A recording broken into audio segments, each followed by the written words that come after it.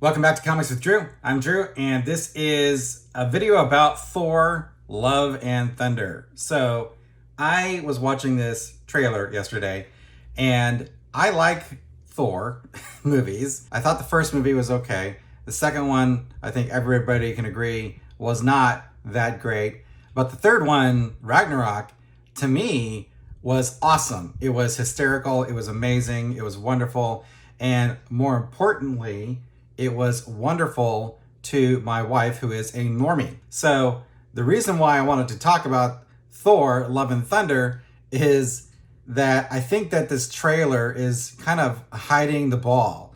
If you've been following any kind of movie news recently, you have seen that Thor Love and Thunder is all about introducing, or it appears to be all about introducing, Natalie Portman's Jane Foster as the female Thor. Now, one of the things I don't really understand is why people spend so much money trying to make something happen that doesn't need to happen. The reason why people typically like Thor is because of Thor. That's the whole point. You read comics with Thor, he's the god of thunder, he runs around with his hammer, and he does Thor type things, right?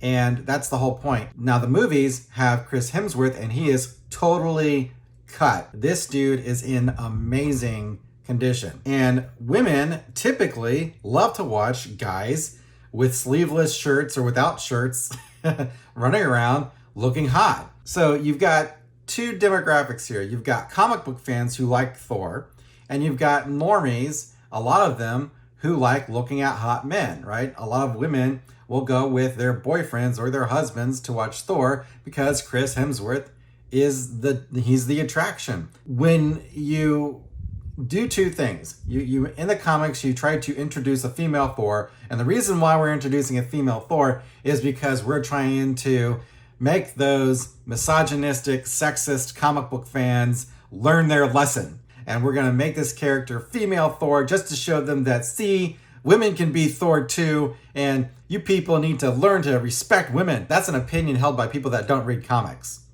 That's an opinion by people that don't buy comics.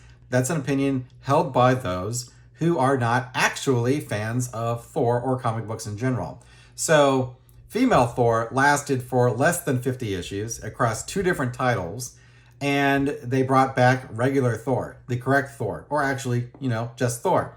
And the lesson to be learned is that you can't make something happen just because it seems like it's going to be politically cool, or it's going to be woke, or you're going to get, likes on social media. That's not what people are looking for when it comes to their product. So this movie is going to introduce a female Thor. And furthermore, we have Valkyrie, and Valkyrie is supposed to have some kind of lesbian relationship. So let's talk about the kind of demographics an MCU movie is supposed to typically appeal to, or generally appeals to.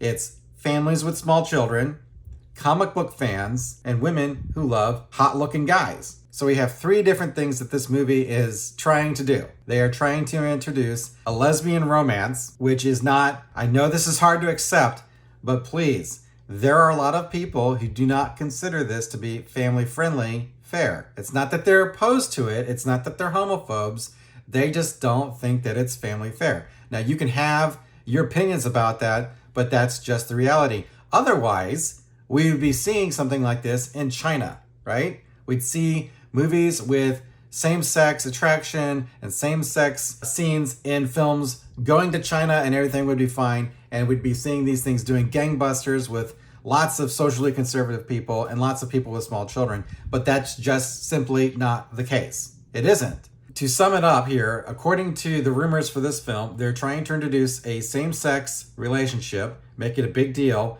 which is something that will typically alienate family audiences. They're trying to introduce a female Thor, again, which is going to alienate Thor fans.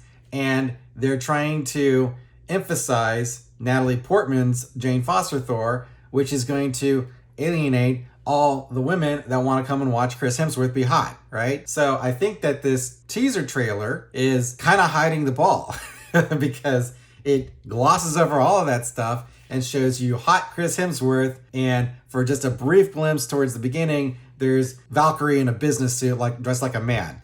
And then at the very last second, there's Jane Foster's Thor. So right now, we're about 3 months out from the premiere of this film, and the teaser trailer has all these things that are not supposedly in the film. So I hope the movie does well. I really do. I hope it's a great movie. I personally don't care about any of these other things, but it's just funny to me that they're putting out a film where their stated goals are counter to what the typical audience would actually want in a Thor film. I love Taika Waititi's directing. He's fantastic. He's got a great sense of humor. He's hilarious. And I really hope that this film does well. But